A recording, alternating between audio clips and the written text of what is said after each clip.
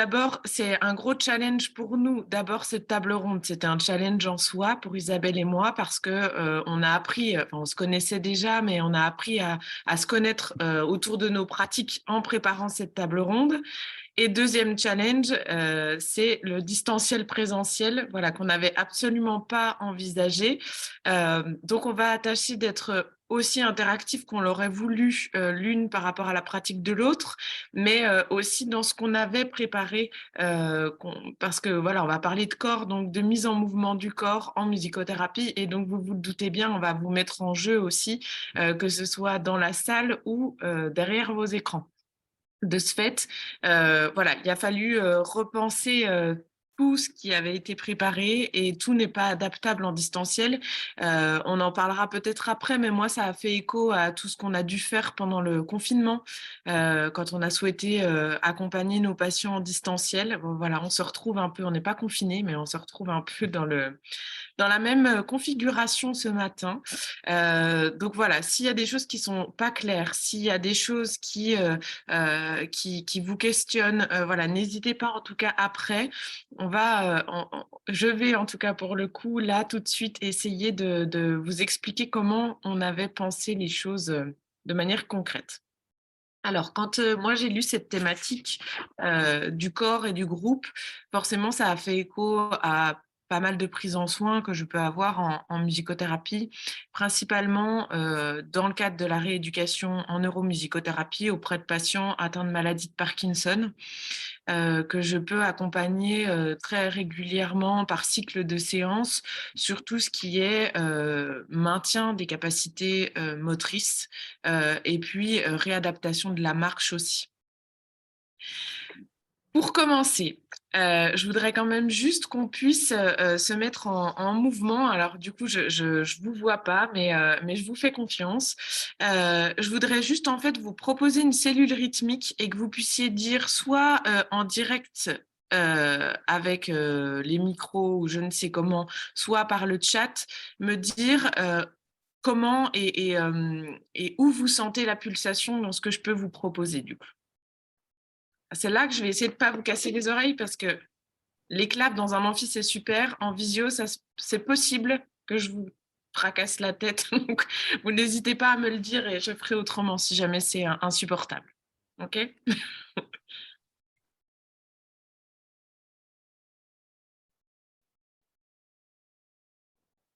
On ne t'entend pas.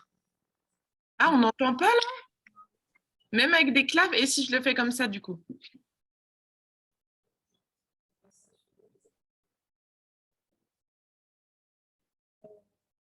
C'est possible que ça fasse saturer et du coup l'ordi ne le prend pas. Ah, d'accord. Donc, je vais vous le faire vocalement. Ou alors avec des claquements de doigts peut-être. Alors là, je claque pas assez bien des doigts pour faire ça, Marie. Mais du coup, je vais le faire vocalement. Soyons créatifs ce matin. Il est tôt, on n'est pas forcément bien réveillé ou on s'est couché trop tard. Voilà, donc on va le faire comme ça. Du coup, la cellule rythmique que je voulais vous proposer, ça fait ta ta ta ta ta ta ta ta ta ta ta ta, etc., etc., etc., etc. Où est-ce que vous sentez la pulsation? Peut-être que tu peux le rechanter et puis qu'on pourrait essayer de trouver. Ouais. Alors, en sachant qu'il y a un petit décalage son-image, donc il se peut que je capte pas bien à quel moment vous mettez la pulse, mais je le refais quand même. Ta ta ta ta ta ta ta ta ta ta ta ta ta ta ta. Donc vous l'entendez? Ta ta ta ta ta ta ta ta ta comme ça? Oui, 1 et 3 comme ils disent sur le chat. Ouais. Et ben là, pour le coup, merci beaucoup. Très bon exemple aussi de la cohésion de groupe et de ce qu'on peut ressentir intuitivement, parce que c'est absolument pas comme ça que je voulais chanter. Pour le coup, je voulais chanter ta ta ta ta ta ta ta ta ta ta ta ta ta ta ta, tout enlevé. D'accord? Alors là, c'est un très bon exemple en fait de notre culture aussi. C'est-à-dire que occidentaux, français principalement, on va avoir tendance à mettre la pulsation sur le premier repère sonore qu'on a. Alors que si on bascule de l'autre côté de l'océan et où on se retrouve en Amérique latine, tout est toujours en contretemps. D'accord? Donc là, pour le coup, en tant que musicothérapeute, c'est un élément super important à aller vérifier quand on accompagne des patients parce que le ressenti va pas du tout être le même. Et du coup, en fonction de ce qui se passe dans le groupe, le patient, il va se sentir bien ou pas bien. Là, pour le coup, je ne sais pas si je suis claire, mais on passera aux questions après. Pour le coup, moi, c'est quelque chose qui est très important pour moi et que j'ai évalué lors d'une prise en charge de groupe auprès de patients parkinsoniens. Parce qu'il y avait, sur les 5 patients qui étaient en suivi, il y en avait 4 qui étaient de culture française, qui avaient, semble-t-il, pas beaucoup voyagé, qui n'avaient pas une culture musicale très variée. Et puis, le 5e patient était un Argentin né là-bas et qui est venu en France vers l'âge de 40 ans. Mais pour le coup, lui, sa conception du rythme, sa conception du temps, sa conception de la pulsation n'était pas du tout la même. Et moi, j'ai dû revoir tout mon suivi de prise en charge de rééducation corporelle, motrice, parce qu'il n'avait pas du tout les mêmes repères et de ce fait, il ne pouvait pas se sentir bien dans le groupe. Voilà. J'espère que j'ai été claire sur cette ce petit exposé. On y reviendra après. La deuxième petite chose que je voulais voir avec vous, c'est donc je vais le faire aussi à la voix parce que sinon je vais saturer le micro. Si je vous fais ta ta ta ta ta ta ta ta, on est d'accord? Rythme régulier. Maintenant, je vous fais ta ta ta ta ta ta ta ta ta. Est-ce que vous avez entendu ou quelle attitude vous avez eue sur le 4e temps qu'on n'entend pas?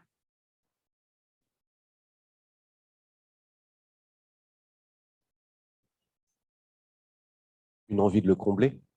Ouais, effectivement.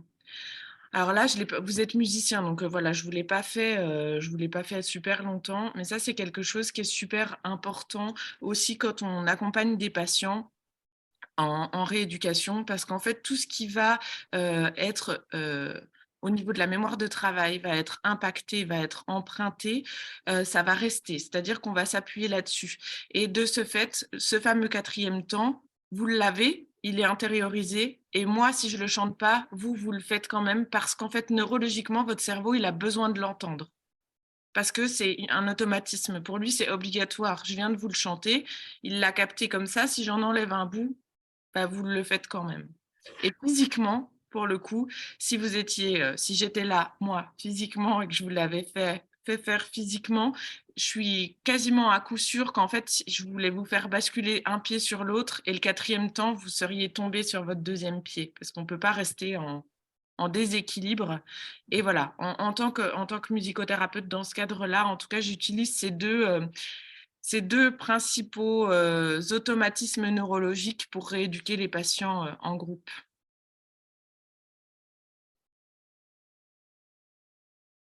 Isabelle, je te laisse la parole.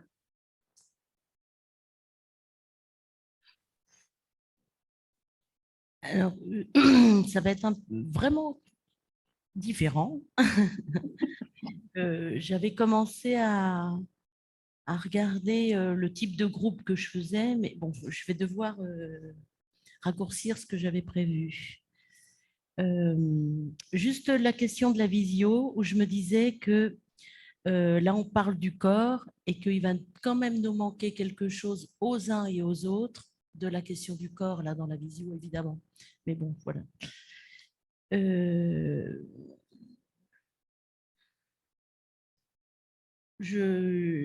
Moi, ce que j'observe du corps dans les groupes que j'accompagne, ce sont des mouvements, des expressions, des mises en jeu. Et pour moi, ce sont des indices, entre autres, hein, mais ça peut être des indices, des signaux, des traces pour comprendre, pour élaborer autour des mouvements psychiques du groupe et de son fonctionnement, ainsi que pour chacun. Vous voyez que là, on est dans deux choses différentes avec Émilie. Et c'est intéressant parce que justement, c'est ça ce qu'on voulait un petit peu partager avec vous. Donc, je vais observer des événements corporels qui rentrent dans la compréhension et dans le travail dans les groupes de musicothérapie. Alors, j'avais envie au départ de vous parler notamment d'un groupe de montage où j'utilise le montage en U, où a priori, on ne bouge pas. Et où justement, ce que j'ai observé dans ce groupe particulier, qui était au départ constitué de 2 jeunes filles de 13 ans, puis après d'une troisième, quelques temps plus tard, c'est qu'est-ce que j'observe déjà dès la salle d'attente, comment elles sont et qu'est-ce qui se passe entre elles. Très rapidement, ce qu'on a observé avec la collègue qui était avec moi, c'est que on se l'est dit tout de suite après la première séance, en fait, elles faisaient les choses en même temps. Elles ont retiré leurs chaussures de la même manière en même temps. Elles se sont assises de la même manière. Enfin, et là, je pense comme s'il fallait mettre en commun leurs angoisses à arriver dans un groupe qu'elles ne connaissaient pas. Parce que d'habitude, quand on vient en soins au SPIGE, là où je travaille, c'est pour faire des activités, pour faire quelque chose. Et là, ce qui leur était proposé et qui a été présenté par la psychologue en amont, c'était justement, on va écouter de la musique, fermer les yeux, s'allonger, ne pas bouger. Et je pense à ce que Anzieux parle lorsqu'il parle de l'effet traumatogène de l'arrivée dans un groupe. Et là, je me dis, quand elles font ensemble les mêmes choses, elles s'accordent corporellement sur un mouvement, sur une attitude pour supporter à deux et avec nous l'effet traumatogène de l'arrivée dans un groupe. Et je pense que ça m'a été confirmé à la séance suivante, où elles disent, en refaisant les mêmes gestes, on fait un bon groupe. Et pourtant, elles ne sont que 2. Hein. On sait qu'un groupe, normalement, c'est 3. Donc, ça me rappelle un peu, peut-être, je n'en suis pas sûre, hein, mais ça me rappelle quelque chose d'une illusion groupale, en tout cas. On fait un bon groupe. Hein. Voilà. Alors qu'après, une fois qu'elles sont installées, on ne parle plus, on diffuse le montage, après on en parle un peu, mais voilà, moi je vais observer dans les groupes, et pas que dans celui-là, un peu les mouvements psychiques, y compris dans le corporel du groupe. Qu'est-ce qui se passe entre eux? À quel moment ça fait groupe? Qu'est-ce qui se passe dans les mouvements de groupe, en fait? C'était mon... Voilà, c'est l'angle que je prends la plupart du temps dans mon travail par rapport au corporel, même si, par exemple, on va avoir un groupe, on va faire une improvisation. Dans un groupe, je vais demander à un tel de commencer, il va mettre en place ce qu'il veut, et puis le deuxième se rajoute. Bon, vous connaissez ça par cœur, hein, une entrée en fugue, et puis petit à petit, le groupe trouve une pulsation commune, et puis très souvent, pas à chaque fois, mais il y a des moments où le groupe va de plus en plus vite, de plus en plus fort, et ce moment-là, il y a une espèce d'ascendance comme ça, et il y a une joie, il y a quelque chose qui se passe dans le groupe, et ce moment-là, je trouve qu'il est fondateur, parce qu'on est tous sur des fois le même geste, parce que j'en ai vu qui faisaient toujours ce geste-là, pour taper sur leur percussion, pour frapper et là aussi, il y a un effet d'ensemble, par exemple. Hein. Alors, je me réfère quand même aux travaux d'Édith Lecourt, notamment, hein, sur le livre Psychanalyse, non, analyse de groupe psychanalytique. Voilà. Hein, les effets de groupe. Voilà. Ça va? Ça suffit, monsieur? Merci Isabelle, merci Émilie d'avoir ouvert le débat. Alors, Marie, y a-t-il des questions sur le distanciel pour l'instant? D'accord. Alors, dans la salle, allez-y. Attendez d'avoir le micro pour parler. Bonjour. Alors, ma question s'adresse à Isabelle, plutôt par rapport à votre observation de ces deux jeunes filles, de leur, comment dire, leur accord d'âge. Je suis pas du tout musicothérapeute, hein, donc mon langage sera profane. Euh, Vous avez donc observé cette espèce de mimétisme. Donc, le groupe était quand même restreint, c'est vrai, à deux, mais est-ce que vous n'avez pas observé que ce comportement de mimétisme ne venait pas d'une seule personne, ça venait bien des deux? Oui, c'est ce qu'on s'est dit, parce que moi, je ne l'avais jamais observé comme ça. Il y a eu quelque chose qui s'est mis, j'allais dire, une pensée commune qui s'est mise en branle entre elles deux, mais je pense qu'elles étaient en situation de stress, là. Enfin, et ce n'était pas le but. Mais pour combattre ça, pour le juguler peut-être, pour le mettre en forme, elles ont fait ça. Non, il n'y en a pas une qui a entraîné l'autre. Ça s'est fait, alors à son pas aperçu, hein. Ça s'est fait à l'insu de leur plein gré. Oui, c'est souvent inconscient, effectivement. Voilà. Parce que ça s'est pas poursuivi après, hein.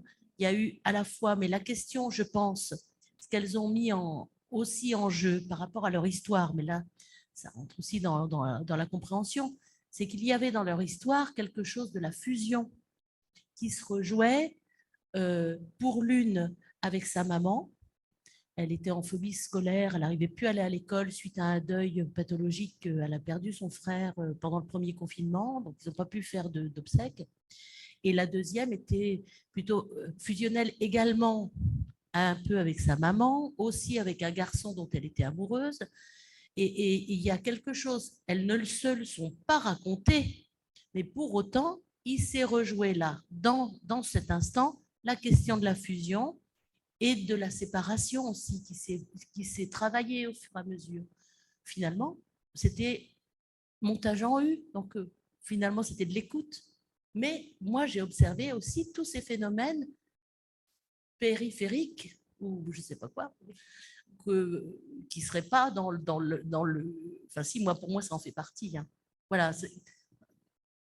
Merci. Juste, si vous pourriez me dire deux mots, m'éclairer sur le montage en U. Oui. Merci. Alors je vais essayer de vous bien les choses.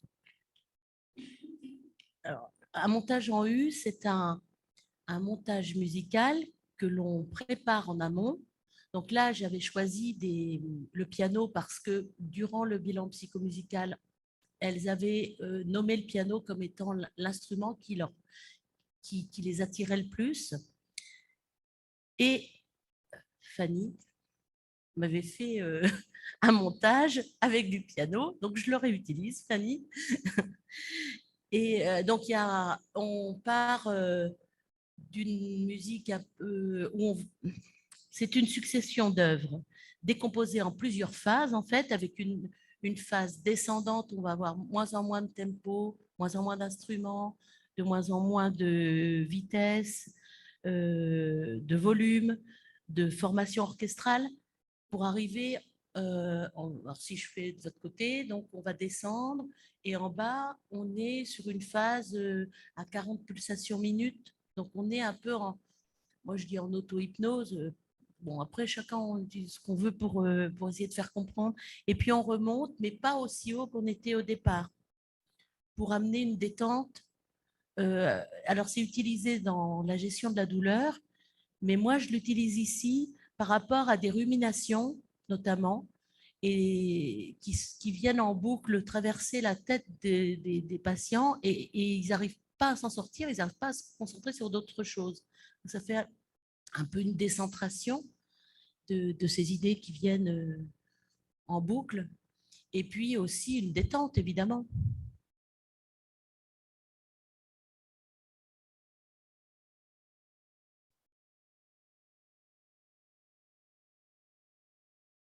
Comme ça. J'entends. Il y a quelqu'un.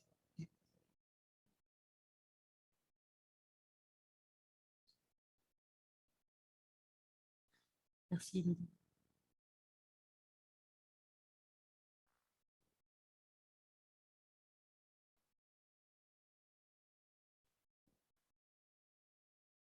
Allez-y. Nous avons tout le temps d'échanger. Profitons-en.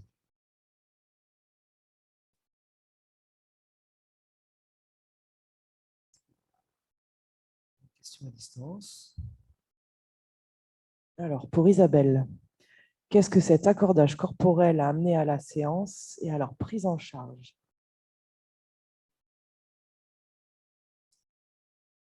Alors, l'accordage, on s'en est parlé avec ma collègue après. Et sur le moment, on l'a observé. Et dans la question de l'observation, c'est après quel sens on va essayer de trouver dans cette observation. Donc moi, c'est ce que je vous ai dit. Il me semblait qu'il s'agit là de la mise en commun des angoisses, de l'inquiétude induite par l'arrivée dans ce groupe, de l'effet traumatogène. Et du coup, après, ça nous dit quelque chose, ça. Comment elles ont fait pour mettre en commun tout ça et qu'est-ce qu'elles en ont fait. Donc, effectivement, après, on a écouté le montage. Et puis, c'est toujours le même montage que je vais utiliser, au moins au départ, pour qu'il y ait une familiarité, pour que au début, il y a la découverte, qu'est-ce qu'on va écouter. Puis la semaine d'après, comme c'est le même, on le connaît déjà, et puis petit à petit, donc ça permet d'accéder à la détente beaucoup plus facilement. Mais justement, après, pour moi, la question de ce que j'observe de la fusion, de la recherche ou de la remise en jeu de cet élément-là, de l'aspect fusionnel, qui s'est rejoué là, comment il va se retravailler. Et finalement, Adeline me demande également, il y a un double truc, parce qu'en fait, elles se mettent toutes les deux comme ça à faire le même mouvement, et Adeline, qui a perdu son frère et qui est très fusionnelle avec sa maman, me demande pendant l'écoute de rester à côté d'elle. Moi, je pense, me dis, tiens, comme une mère, elle me demande d'être une mère qui veille. Je pense à sa maman, enfin, voilà. Et puis, en même temps, elle va chercher une alliance avec ma collègue, qui est beaucoup plus jeune que moi, et à qui elle dit, bah oui, où est-ce que vous achetez vos vêtements, vous alors, Adeline, à ce moment-là, elle est habillée toujours de la même manière, toujours en noir. Elle est très triste, elle pleure beaucoup. Et ma collègue, elle ne le sait pas, mais a vécu elle-même un deuil d'un frère quasiment au même âge que cette jeune. Elles ne se le disent pas, évidemment qu'elle ne va pas lui dire, mais n'empêche qu'elle va chercher ma collègue aussi pour aller lui parler, lui dire comment ça va pour vous, quoi, finalement, comment vous faites. Et puis, alors, ma collègue, elle a bien ça en tête. Et elle lui répond, tu sais, petit à petit, tu vas voir, au début, tu t'habilles comme ça, mais tu vas retrouver quelque chose de la vie en choisissant tes vêtements. Enfin bon, et puis, enfin, voilà, il y a plein de mouvements qui se passent comme ça dans le groupe et qui, en fait, permettent, et ça a été le propos, et je m'en suis aperçue en fait en relisant mes notes, de défusionner, de s'identifier, à la fois de s'identifier, mais en défusionnant, hein, par projection, par mécanisme de projection, par régression au départ. Il y a tous ces mouvements-là qui se mettent. Donc, ça a permis tout ça.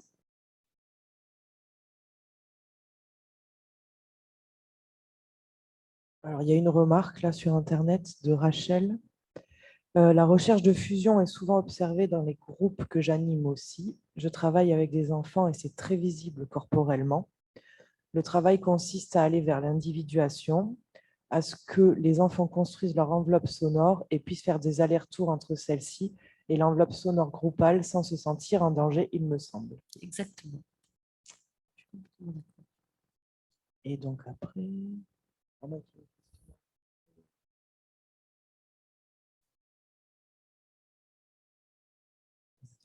Dans la salle.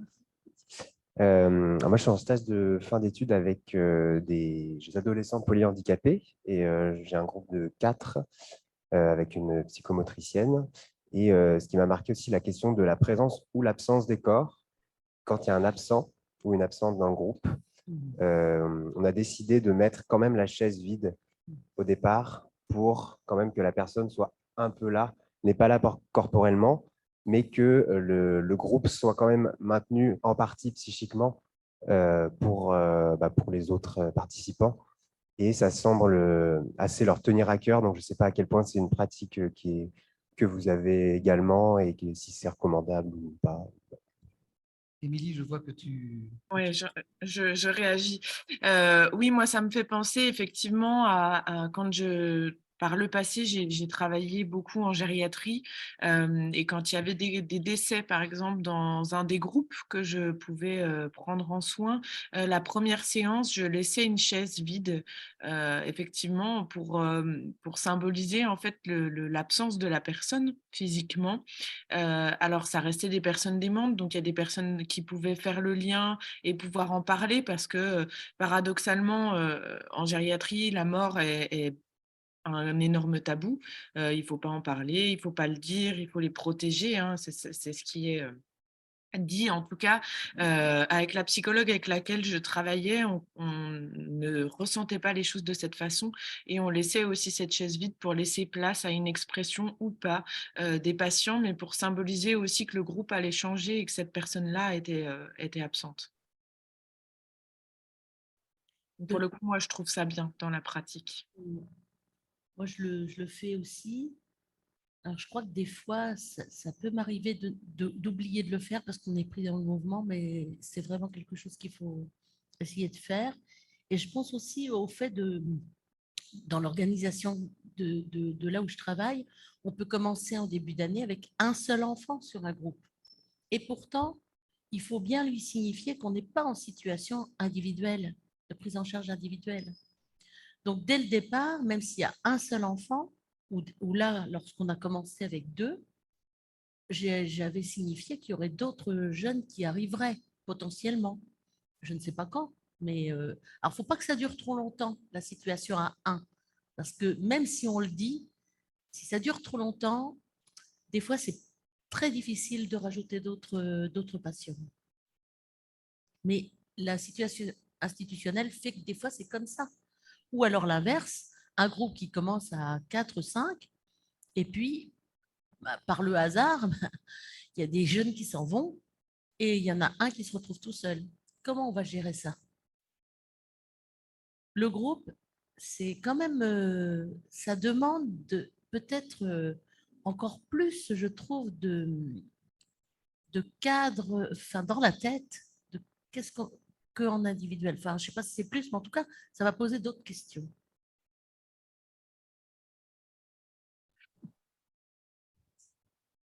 Une question dans la salle.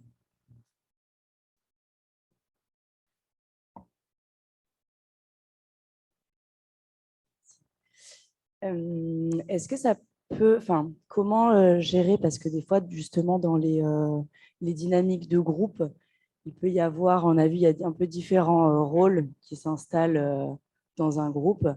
Il peut y avoir aussi bien positivement ceux qui vont aider, qui parfois vont un peu prendre voilà, enfin, le lead, entre guillemets, mais il peut y avoir aussi peut-être des personnes qui vont moins bien s'intégrer ou qui vont un peu des fois mettre la zizanie ou créer des sous-groupes, etc., ou peut-être des situations conflictuelles. Et est-ce que c'est c'est difficile de régler ça par le sonore, par le jeu, ou est-ce qu'au final, c'est quelque chose qu'on arrive assez bien, ou est-ce que ça peut mettre face à des situations délicates, puisque voilà.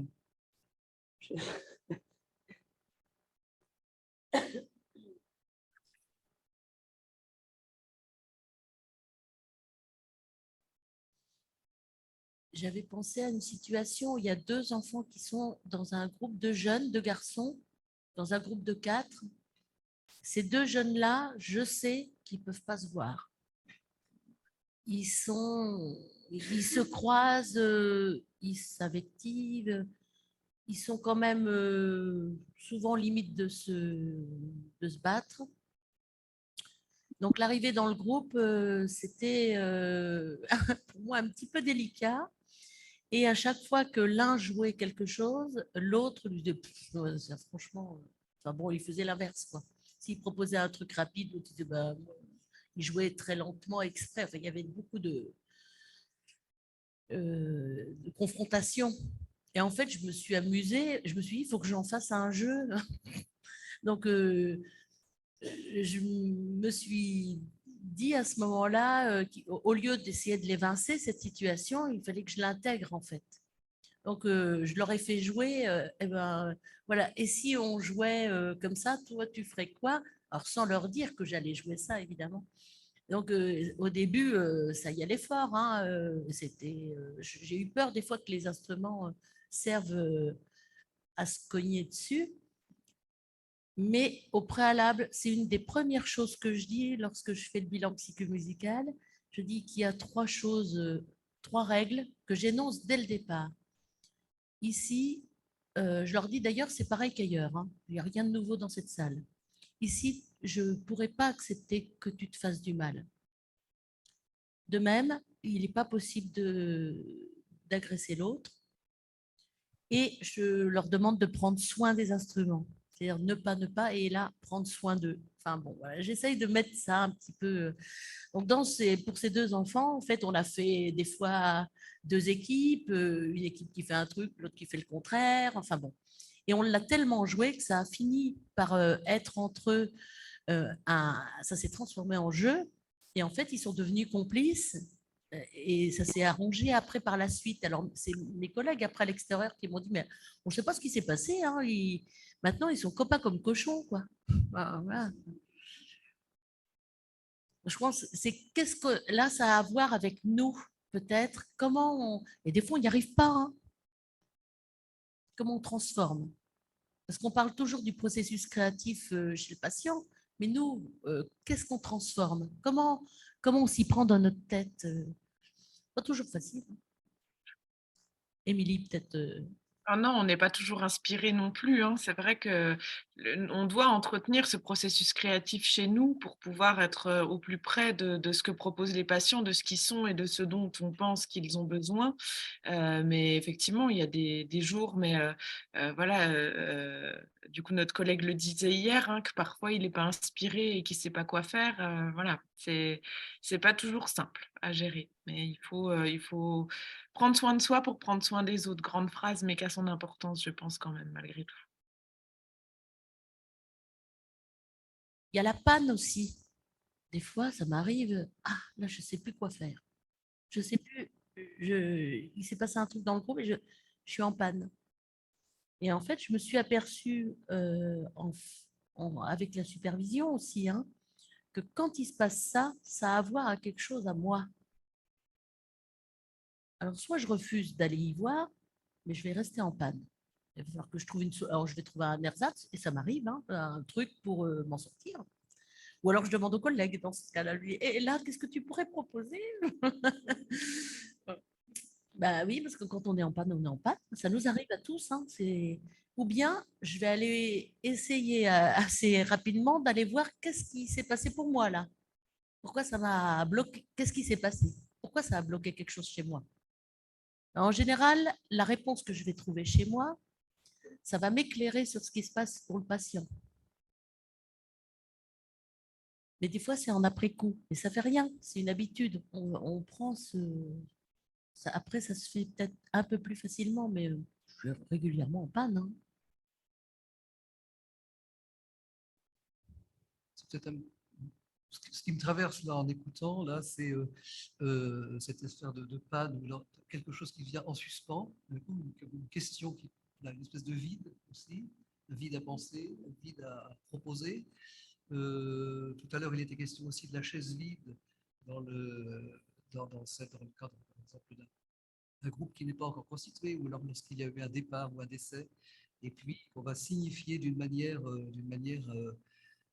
symbolique par cette chaise-là. Ce qui me traverse là, c'est ce que Émilie, tu nous as proposé tout à l'heure, avec ton 4 temps dont il manquait un temps, justement, qu'il fallait combler, parce qu'on a besoin de combler, ou le cerveau a besoin de combler. Et voilà, c'est peut-être, voilà, c'est ce qui me traverse et que j'ai envie de vous expliquer. Ça fait partie effectivement de nos repères, alors qu'ils soient neurologiques ou relationnels. Malgré tout, on a ces repères. Et c'est important, je pense, de valider effectivement l'absence de quelque chose ou de quelqu'un. En tout cas, nous, en musicothérapie, on doit. Alors après, si je laisse aller ma pensée, c'est la place du silence aussi. qui Oui. vient du coup interférer là. Quel sens est là? Quel poids est là aussi? Et qu'est-ce qu'on en fait, nous, thérapeutes, de ce silence? Enfin, comment on réagit? Comment on observe nos patients dans ce silence? Enfin voilà, il y a toute cette place-là aussi. Et comment le corps réagit au silence. Marie, tu as le droit de parler toi aussi, pas seulement de faire la technique, parce que je sens que ça résonne dans ce que tu...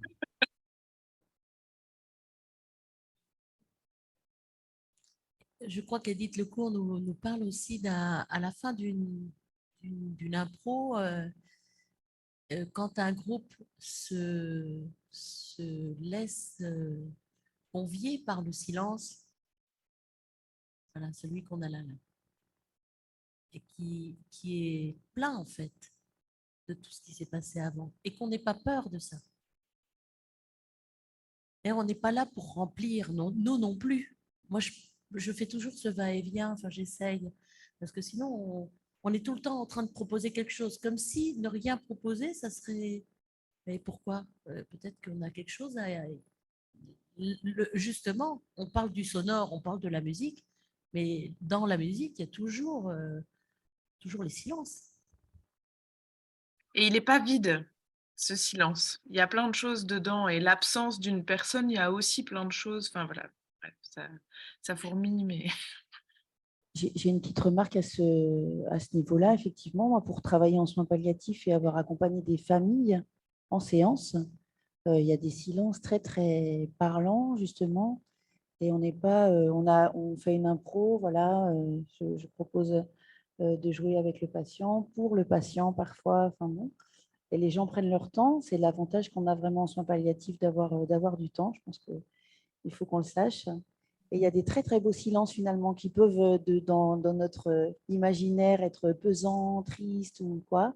Et en fait, pas du tout. C'est des silences dont on a besoin pour avoir des choses, pour se regarder, pour avoir des choses à penser et puis les dire peut-être après, ce qui n'est pas toujours le cas, mais je pense que le silence, dans ma pratique en soins palliatifs adultes, est très, très présent et très important et pas du tout pesant, pas du tout triste. On en a besoin. Effectivement, Cécile, comme tu dis, en fait, le silence, il permet, alors encore plus en soins palliatifs, effectivement, mais il permet de comprendre, il permet de réfléchir et il permet d'avancer aussi, de pouvoir évoluer, de pouvoir prendre le temps de réfléchir. Et ça, c'est super important dans un groupe aussi, en musicothérapie, d'avoir ces temps-là. Prendre le temps de respirer en musique. Voilà, les silences, ils nous servent à ça. On en a besoin. On va reprendre un peu les questions en distanciel parce que là, elles s'accumulent. Bim bam boum, on en est où? Alors, si j'en oublie, je suis désolée. Ah oui, pour Isabelle. Lors de l'indication et la création du mini-groupe dont tu as parlé, l'idée de fusion avait-elle déjà été pensée? Non, non, non, non. Ça n'avait pas été, enfin, ça m'avait pas été, c'était pas ce qui était ressorti. Mais c'est ça aussi, c'est que dans les indications, des fois, on a quelque chose, on a le dessus de l'iceberg, en fait. On ne sait pas trop ce qui va apparaître après.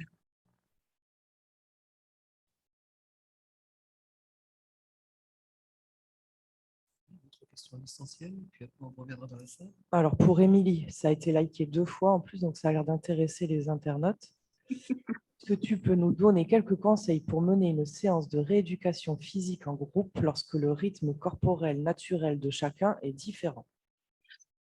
Eh ben, pour le coup, moi, j'ai scindé le groupe, c'est-à-dire que là, pour tout ce qui était rééducation motrice, pour plein d'autres raisons, pas uniquement celle-ci, mais le groupe n'étant pas homogène, je ne pouvais pas obtenir les mêmes objectifs fonctionnels ou avoir les mêmes objectifs fonctionnels avec une culture ancrée neurologiquement différente. Ce n'était pas possible. Là, pour le coup, en rééducation, on est vraiment sur la plasticité cérébrale, sur les réactions neurologiques. Et comme là, on n'était pas sur les mêmes bases, j'ai scindé le groupe en deux. Donc, j'ai accompagné ce monsieur en individuel et j'ai continué avec le reste du groupe à travailler en groupe.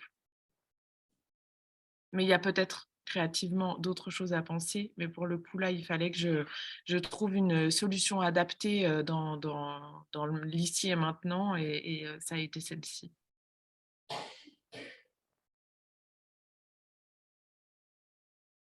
Allez, je fais la dernière remarque et après je redonne le micro dans la salle. Donc pour Isabelle, hypnothérapeute, je propose des séances de transe musicale. Cet état que vous appelez auto-hypnose est tout à fait propice à la fusion. C'est un retour aux relations archaïques et symbiotiques. Oui, ça s'est mis en, c'est ça qui s'est mis en jeu, ça c'est évident, même si c'était pas forcément ce qui était recherché. Parce que dans le montage en mieux, on écoute pour soi. Mais là, on était en groupe, donc ça, évidemment que ça a remis cette question-là en jeu. Ça, j'ai mis longtemps à oser utiliser ça. Et il a fallu que moi aussi, j'apprivoise ce qui allait se passer. Peut-être par rapport à l'institution aussi, c'est toujours dans le faire. Alors, qu'est-ce que tu... Et là, je faisais pas... Donc, il a fallu que j'apprenne à en parler, à être tranquille aussi par rapport à cette question-là, pour tranquilliser aussi le reste de l'équipe. Le groupe, c'est ça aussi, hein.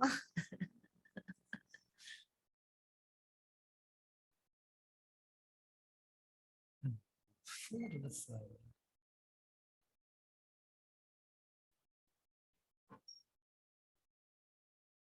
Alors, moi, c'était plus un peu pour un témoignage face pour le silence, pour rebondir un peu. Moi, je travaille en psychiatrie adulte en plein temps et je fais que du groupe. C'est très important en psychiatrie enfin, les patients on les mobilise le corps parce enfin, ils sont peu dans le mouvement. Et, et le silence est très important. J'ai instauré dans chacun de mes groupes, dans chacun de mes dispositifs, un temps de silence, pas forcément prévu de base, mais dans un de mes groupes, on débute avec un temps de silence. Dans mon deuxième groupe, c'est quand à chaque fin d'écoute musicale, il y a un temps de silence. Et c'est difficile pour eux, le silence, parce que c'est le moment où il y a les pensées qui viennent, il y a les voix qui arrivent, et donc on travaille là-dessus, sur le silence, tous ces sons qu'on entend, en fait, et comment faire silence en soi. Voilà, c'est juste...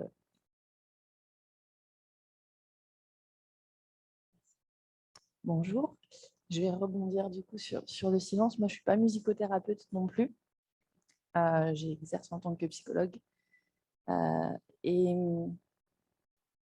en fait, alors peut-être que je vais aller à contresens et je suis désolée pour ça, mais ce que j'entends dans le silence, il y a cette notion de temps pour penser, pour revenir à soi. Et moi, dans le revenir à soi, c'est d'être dans le sensitif, en fait. Et j'ai le sentiment qu'on oublie de la sensorialité dans le corps aussi. Et que le silence, ce n'est pas juste pour écouter ses pensées. Justement, je trouve qu'à l'inverse, c'est aussi pour revenir dans son corps, revenir dans les sensations. Et c'est primordial aussi. Et que ça renvoie aussi cette notion, alors peut-être que là, j'ai un petit peu plus loin, mais sur cette notion de continuité, discontinuité aussi, et que la mort, on en échangeait, nous renvoie ça aussi à notre existence aussi là, et que la mort est aussi une discontinuité dans notre vie. Et donc, c'est comment le silence aussi peut renvoyer à ça, et c'est comment je le vis et comment je le traverse dans mon corps et donc dans ma sensorialité de manière beaucoup plus large, que ça soit auditif, que ça soit corporel, etc. Et pour rebondir au niveau de l'absence, du coup, en psycho, il y a une approche aussi systémique que j'ai peu entendue et que moi, c'est une approche aussi que j'aime beaucoup dans le groupe pour justement faire le lien entre cette continuité, discontinuité intérieure-extérieure, et que l'approche systémique a beaucoup aussi étudié ça. Et justement, la place, on parle de la place de l'absent, en fait, et que du coup, dans les groupes où on reçoit des familles, il y a cette chaise vide, justement, pour faire place à cet absent. Donc, c'est complètement pertinent. Voilà. Merci. Merci à vous.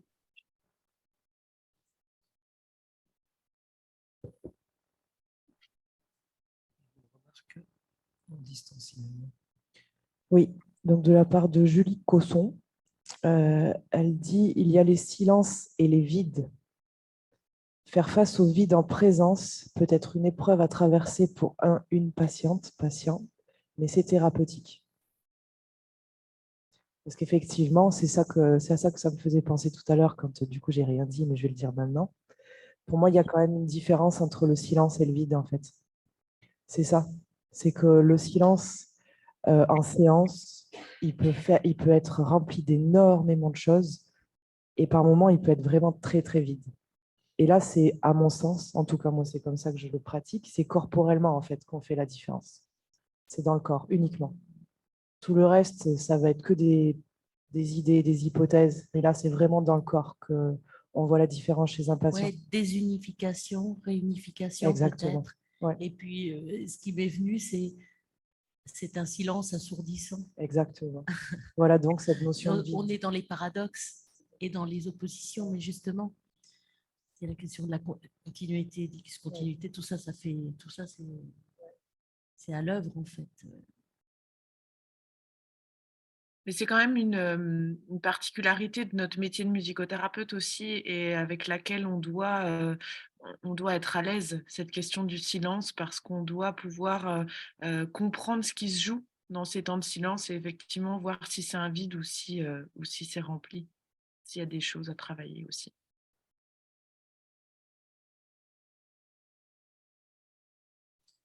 Dans le bilan psychomusical que je fais, dans les œuvres que j'ai, où je propose, quand je propose aux enfants après avoir fait une exploration de l'instrumentarium, je leur propose d'accompagner une musique que je diffuse. Il y a une musique qui a des arrêts, comme ce que tu viens de nous proposer, Émilie, tout à l'heure. Et c'est très intéressant de voir ceux qui vont essayer de combler justement en jouant sur ce trou, ou alors qui vont l'anticiper en gardant une baguette en l'air et qui vont attendre pour reprendre et puis qui vont attendre la fois prochaine. Il va y avoir à nouveau c'est drôlement intéressant. Qu'est-ce qui va se passer à ce moment-là? Oui, bonjour. Du coup, toute cette discussion, moi, me résonne vraiment sur mon travail de mémoire autour de la perte. J'ai fait mon stage de fin d'études auprès de personnes en situation de handicap mental. Donc, j'avais un groupe de 5 personnes, porteuses de TSA, extragie. Et à un moment donné, il y a une des personnes qui quitte le groupe, ne veut plus y aller. Et donc là, j'étais bien embêté parce qu'il y avait un groupe qui commençait à faire corps, à faire enveloppe. Et effectivement, je me suis appuyé sur des lectures systémiques à ce moment-là par rapport à cette chaise. Il y a beaucoup de choses très intéressantes où cette chaise vide va effectivement être heurtée. Il va y avoir des jeux autour de cette chaise-là. Et effectivement, il y avait toutes ces difficultés autour du silence, de la perte. Et on est dans un contexte de confinement en institution. Donc, tout le monde perd beaucoup. Et il y a des angoisses qui se matérialisent à ce moment-là. J'ai utilisé, moi, le dessin, sans être art-thérapeute, mais le dessin sous induction musicale. Et il est apparu plein de choses. Et il y a quelque chose de la permanence de l'objet aussi, à ce moment-là, sur cette matière graphique qui vient illustrer du sonore. Et du coup, le silence, à ce moment-là, est digeste par le groupe. Il est partageable. Et j'ai senti le groupe, à ce moment-là, suffisamment mature pour pouvoir décider lui-même ce qu'on allait faire de cette chaise vide qu'on avait laissée. Ça m'a posé beaucoup de questions parce que je conférais au groupe une décision lourde de conséquences. Donc, ça pouvait amener à matière à débat, à réflexion. Le groupe a choisi d'écarter d'enlever cette chaise. Ce qui était intéressant, c'est à la fin de ce travail de groupe, c'est que quand il fallait conclure ce travail, je dis voilà, est-ce qu'on a oublié quelque chose dans ce travail ensemble? Et il y a une des personnes qui a nommé la personne qui avait choisi de quitter le groupe alors que ça faisait des mois qu'elle était déjà partie. Et donc, j'ai trouvé intéressant cette remarque parce qu'en fait, cette personne était toujours dans cette matière-là, toujours dans cette dynamique de groupe, absente dans le fait de la nommer ou pas, mais toujours présente dans cette élaboration ensemble. Présente dans l'histoire du groupe. En fait. Exactement, ouais. Alors là, du coup, ça me fait penser à Bion, à l'appareil à penser les pensées. Hein, si on est toujours face, enfin, je vais être un peu face à maman, on ne sait pas et quand elle est plus là, on ne sait pas qu'elle est. Enfin, il faut apprendre à se la représenter à l'intérieur de soi. Je trouve que ça a vraiment à voir avec le son. J'y avais jamais pensé avant de faire la formation. Le son, une fois qu'il est émis, il est déjà plus là. Donc, ça a vraiment à voir avec ce vide. Le son entraîne ça.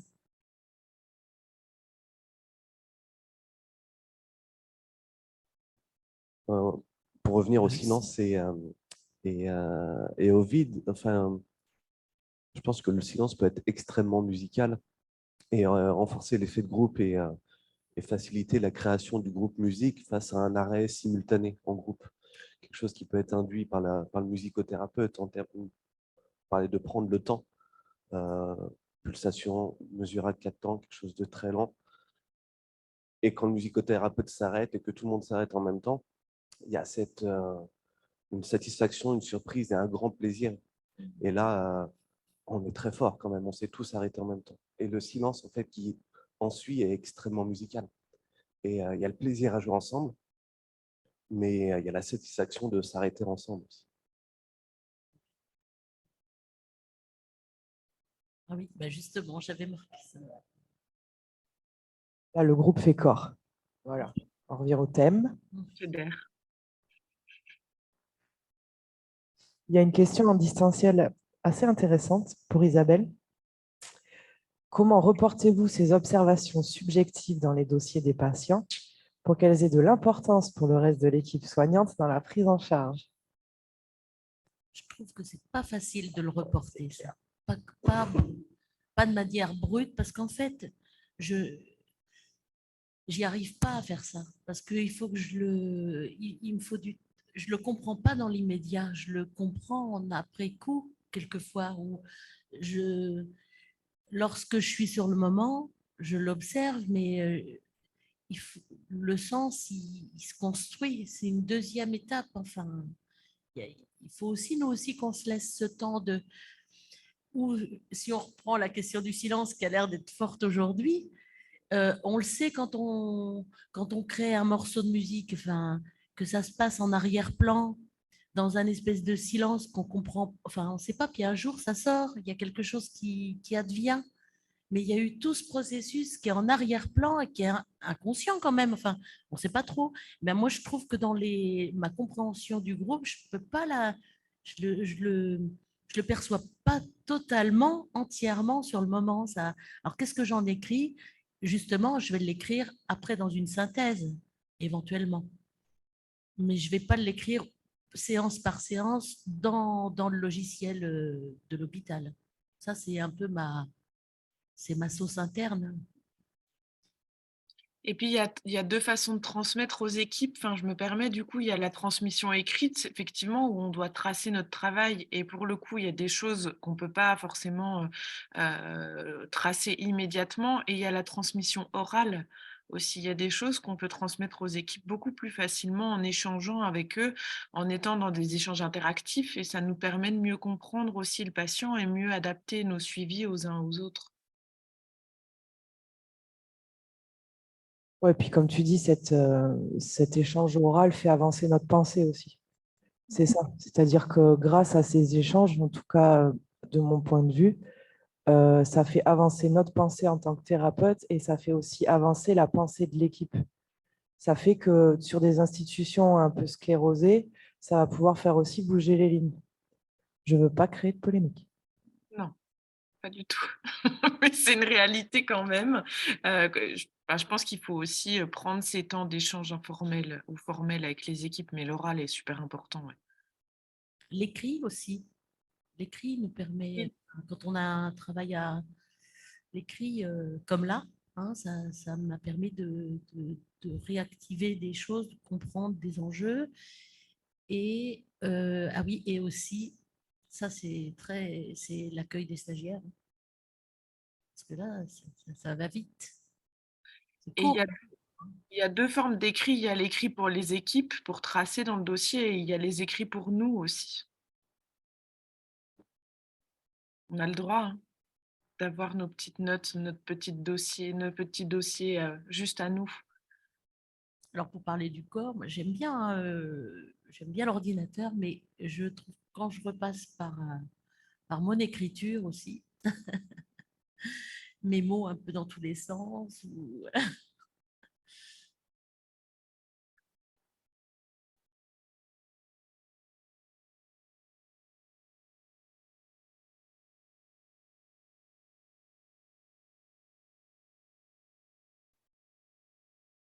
Question distancielle.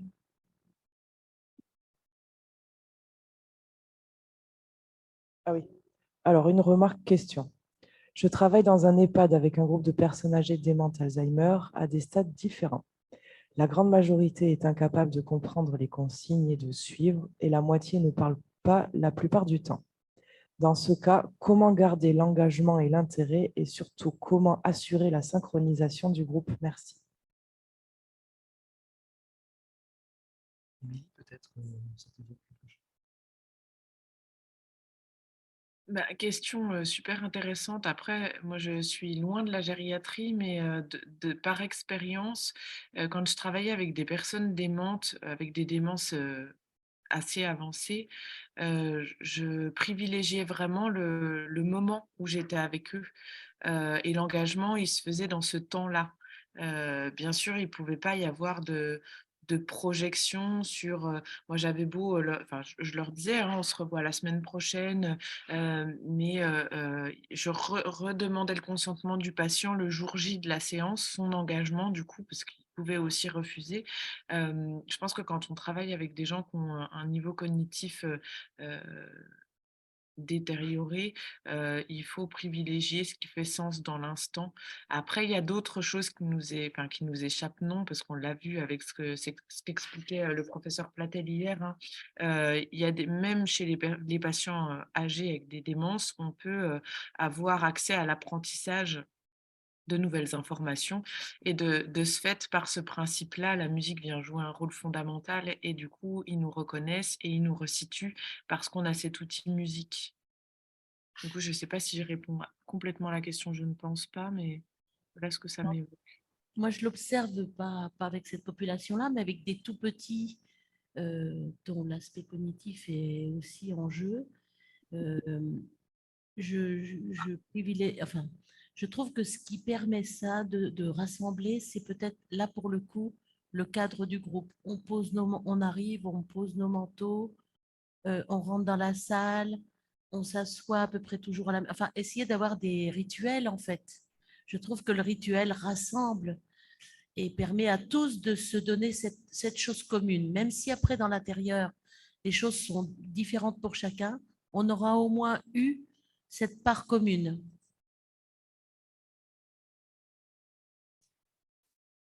Pauline, il faut attraper le micro.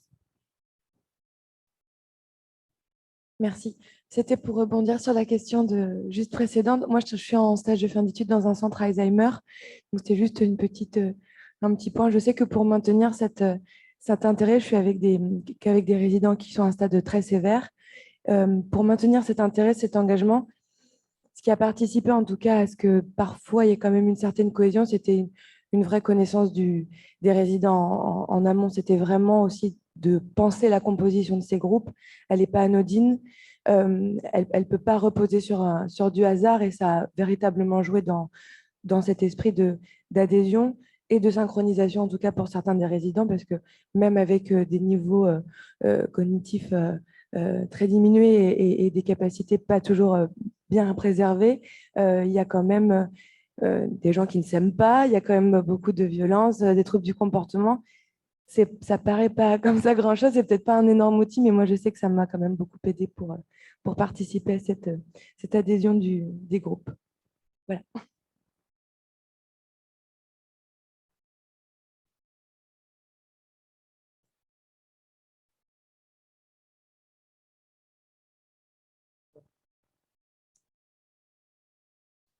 Est-ce qu'il y a d'autres commentaires ou questions en distanciel? Oui. Pour Isabelle. Allez-vous retourner vos observations à ces deux filles concernant leur mimétisme?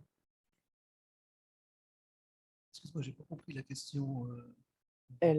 Quand elle décrivait tout à l'heure le cas clinique de groupe avec les deux petites là, donc la personne sur Internet voudrait savoir si elle va expliquer aux deux gamines ce qui s'est passé de ces observations concernant leur mimétisme. Non, non, je ne l'aurais pas, parce que on l'a observé, on se l'est dit après avec ma collègue, mais je trouve que ça serait intrusif, c'est pas l'objet, c'est pas l'objet. Ce qui va se passer, c'est après tout ce temps de différenciation qui va s'observer.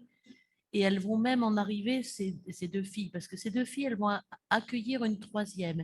Et c'est elles qui vont expliquer comment se déroule le groupe, que ça fait bizarre hein, de venir et puis de s'allonger pour écouter de la musique, mais que ça leur plaît drôlement, qu'elles ne rateraient pas une séance. Enfin, tout ce qu'elles disent. Et après ça, ce qui va se passer dans la différenciation, c'est qu'elles vont même s'opposer. Elles vont réussir à se couper la parole, à dire bah non, moi je ne vois pas du tout comme ça. Quand elles racontent, il y a vraiment un effet de distance. Si je l'avais dit, il faut le temps de maturer les choses. C'est pas parce que moi je l'observe qu'elles sont en capacité de se le prendre. Elles le vivent là pour l'instant. Il y a un temps pour le vivre, un temps pour l'assimiler, mais pour nous aussi.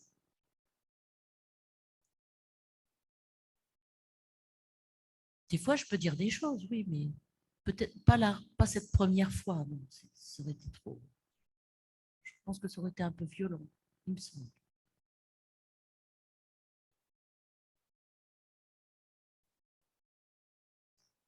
Fanny.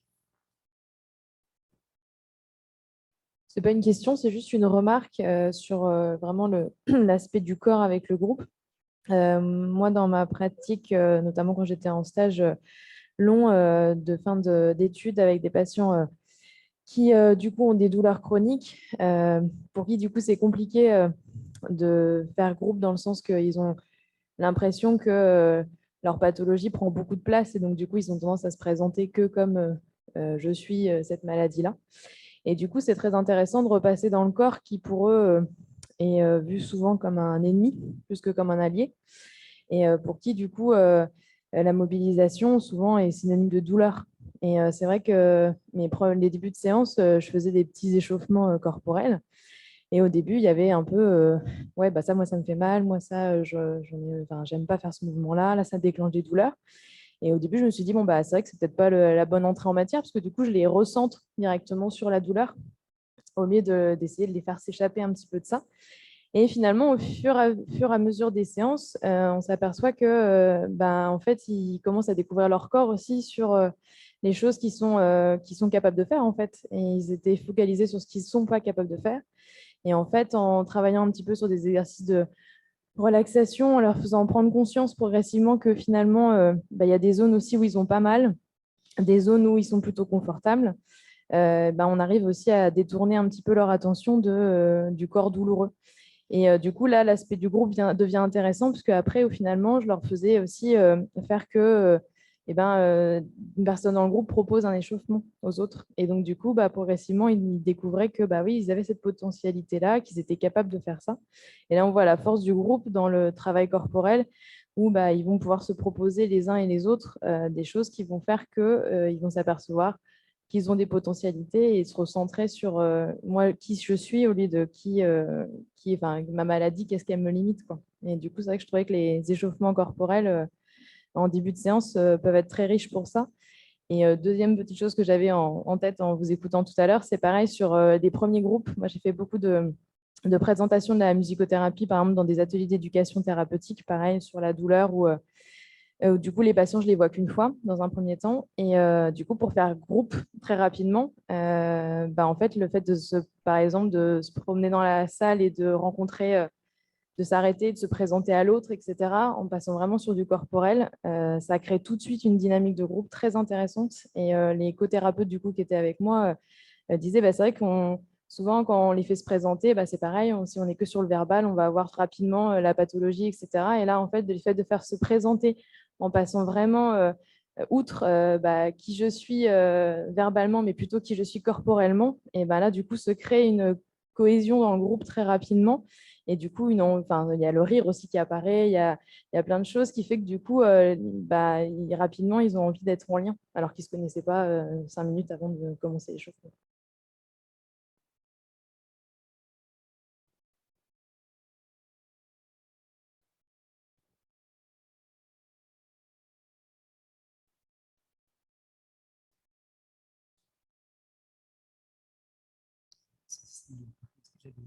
D'autres commentaires?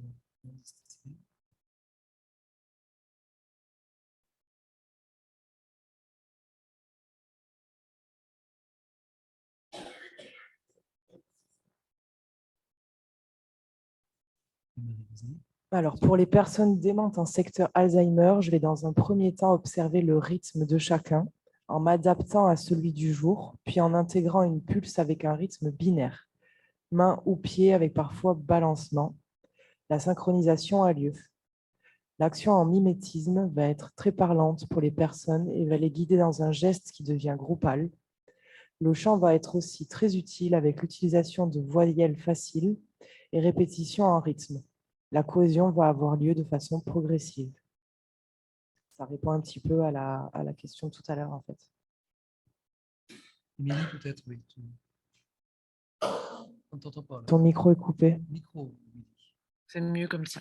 L'induction rythmique est quelque chose aussi effectivement d'important et là pour le coup on vient aussi se raccrocher à tout ce qui est réaction neurologique du moment où il y a beaucoup d'études qui montrent ça, le fait de... Alors, le professeur Platel en parlait hier avec les sportifs. La musique peut être considérée comme un dopant, d'ailleurs, par certains syndicats sportifs, parce que du moment où on entend une pulsation, on se calque dessus. Et on a beau essayer de lutter contre ça, notre cerveau, il va effectivement synchroniser avec ce qu'il entend et ça peut faire corps dans un groupe, effectivement. Donc, chez les personnes âgées démentes, c'est quelque chose qui est possible si ce n'est pas altéré.